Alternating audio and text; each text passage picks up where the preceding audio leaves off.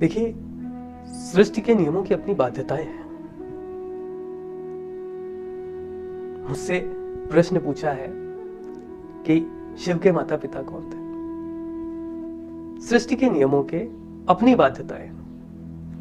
सृष्टि में जो शरीर बनते हैं या सृष्टि जिन शरीरों का निर्माण करती है वो जीवात्मा को प्राप्त होते हैं। भगवान के लिए शरीर का निर्माण करना सृष्टि के बस की बात नहीं है। जब कभी भी साक्षात ईश्वर ने अवतार लिया है, तब ईश्वर के अंश को आवरण देने के लिए जिस शरीर का निर्माण हुआ है वो शरीर ईश्वर ने स्वयं बनाया है। चाहे वो भगवान राम हो, जब उनका जन्म हुआ था तो शंख चक्र गदा पद्मधारी प्रभु ऐसे ही प्रकट हो गए थे।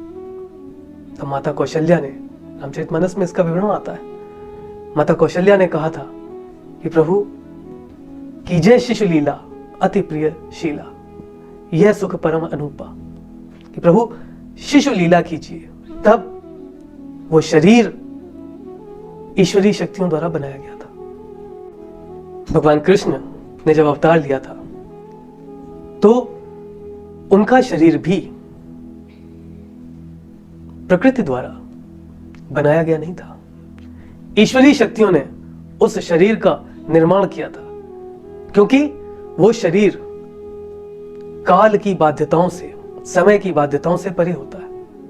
उसमें बाल्यावस्था हो सकती है, किशोरावस्था हो सकती है, युवावस्था हो सकती है, लेकिन युवावस्था के बाद उस शरीर का क्षय वृद्धावस्था के रूप में कभी नहीं होता।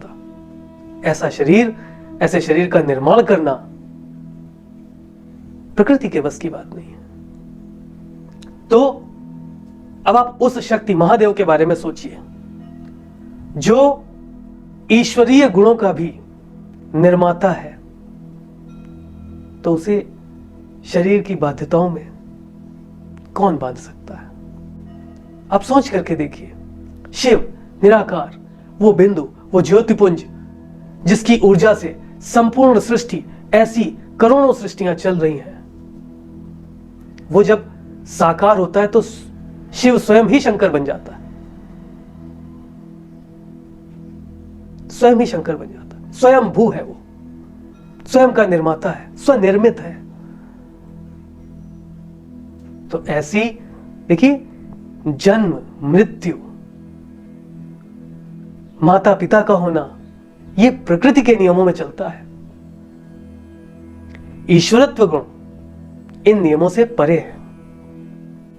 और महारुद्र तो ईश्वरत्व के भी आस्था के स्रोत हैं। तो उनके माता पिता के बारे में ना कोई जानकारी आपको मिली है, ना कभी मिलेगी। वो स्वयं से ही उत्पन्न होने वाली शक्ति है। स्वयं आते हैं। जब आपके मन में आएंगे तो शिव होंगे, जब आपको दर्शन देंगे तो शंकर होंगे। अपने अध्यात्म से उस शक्ति की खोज कीजिए और उसकी भक्ति में लीन हो जाइए। ठीक है।